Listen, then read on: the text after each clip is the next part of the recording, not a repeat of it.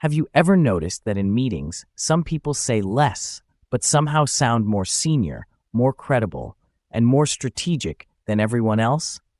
They are not always the smartest person in the room. They are not always the most experienced, and they are definitely not always the ones talking the longest. But when they speak, people listen. Their points seem sharper. Their comments feel more useful. Their words move the conversation forward. And then there are other people who are clearly smart, clearly capable, clearly hardworking, but somehow their comments do not land the same way.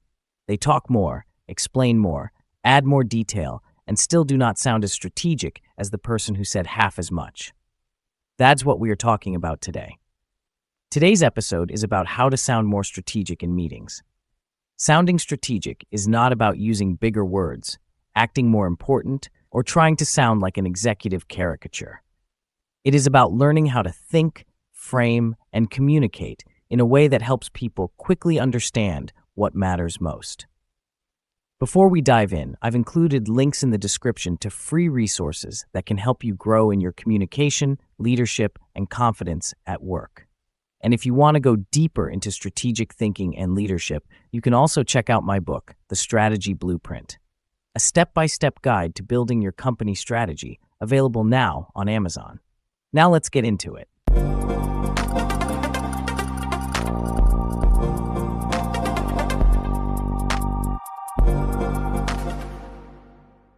Hi everyone, welcome back to the Work Chat, where we help you navigate the modern workplace with more clarity, confidence, and influence.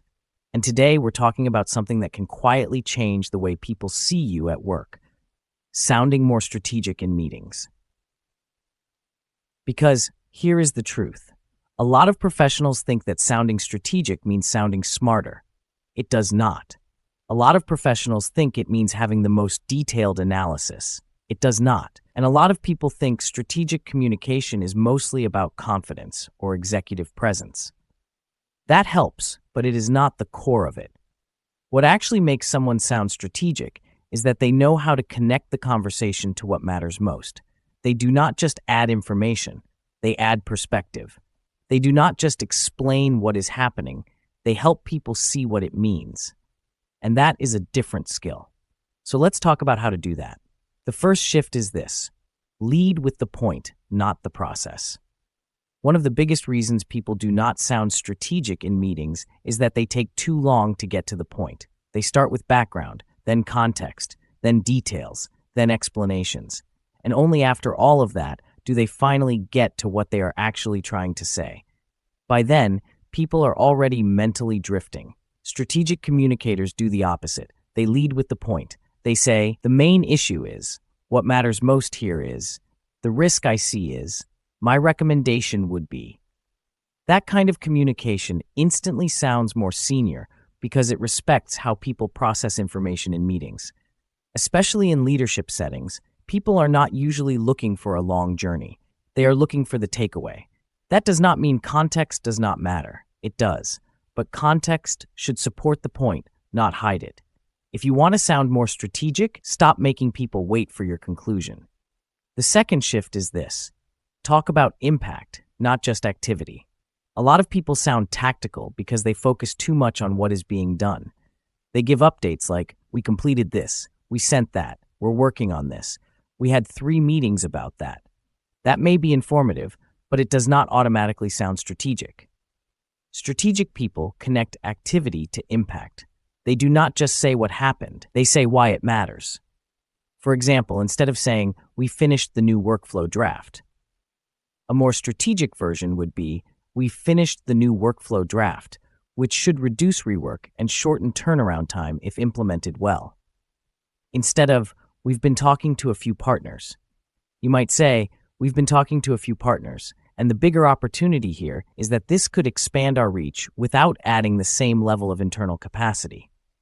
That is what changes the sound of your communication.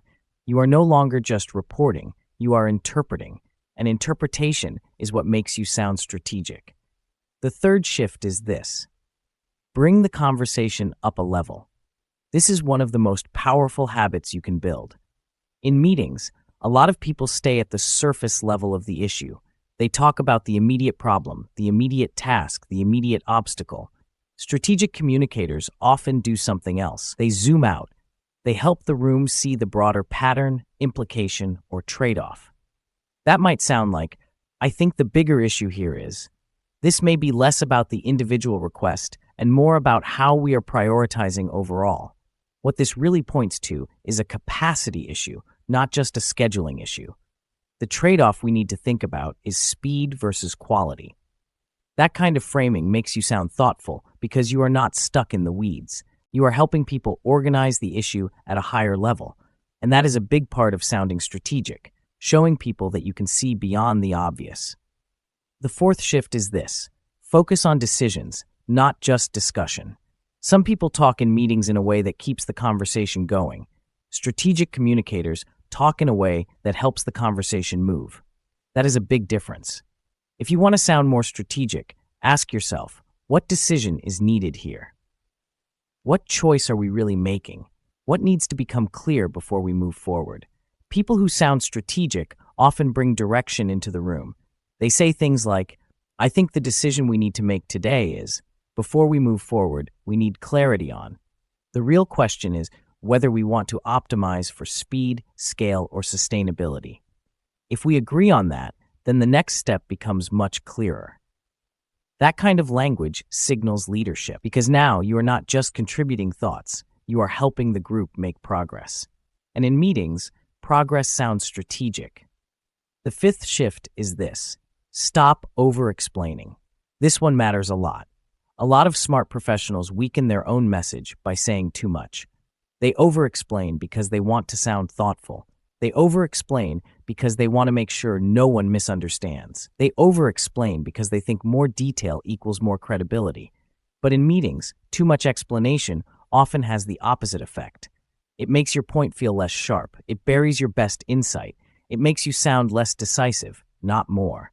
Strategic communicators know how to stop earlier. They make the point, support it, and move on. That is why brevity matters so much. Not because short always means better, but because concise communication often sounds more confident and more senior. If you want to sound strategic, get into the habit of asking, what is the clearest version of this point?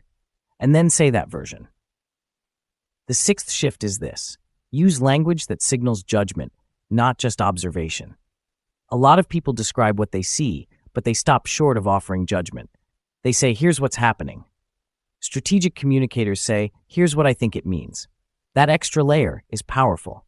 It sounds like, what concerns me is, the opportunity here is, the risk I'd watch is, my read on this is. I think the stronger approach would be, that kind of phrasing signals that you are not just present in the meeting, you are processing, evaluating, and making sense of what is being discussed. And that is exactly what strategic people do. They do not just notice things, they apply judgment to what they notice. The seventh shift is this: tie your comments to priorities leadership cares about. This is where a lot of people miss the mark. They say something intelligent, but it does not sound strategic because it is disconnected from the priorities of the room. Strategic communication lands because it connects your point to something bigger. For example, try connecting your point to business goals, team priorities, risk, capacity, cost, quality, customer impact, timing, or long-term sustainability. You may say, the concern is not just the workload. It is that this could affect turnaround time and client experience. Or, this may solve the short-term issue, but it could create more complexity long-term. Or, what I want to flag is the resource implication if we scale this too quickly. The more you connect your point to real priorities, the more strategic you sound. Because strategy is not just about having ideas. It is about connecting ideas to what matters most. Sounding strategic is not about pretending to be more senior than you are. It is not about using corporate language to sound impressive. And it is definitely not about speaking all the time. In fact, some of the most strategic people in meetings speak less, not more. But when they do speak, they are clear about the point, the implication, the decision, and the priority. That is what makes them sound strategic. So if you want to start sounding more strategic in meetings, here is the real takeaway. Lead with the point, not the process. Talk about impact, not just activity. Bring the conversation up a level. Focus on decisions, not just discussion. Stop over-explaining. Use language that shows judgment, and connect your comments to priorities that matter. That is how you stop sounding like you are just reporting information and start sounding like someone who can help move the work forward. And that shift matters, because in meetings, people are not only listening for what you know, they are listening for how you think. And the more clearly they can hear your judgment, perspective, and priorities, the more strategic you will sound. And if you want more practical support, I've included links in the description to free resources on the website, along with my book, The Strategy Blueprint, a step-by-step guide to building your company strategy, available on Amazon. If this episode resonated with you, make sure to subscribe to the Work Chat for more practical conversations on workplace communication, leadership, confidence, and navigating the modern world of work. And I'd love to hear from you in the comments. What do you think makes someone sound strategic in meetings? I'll see you in the next episode.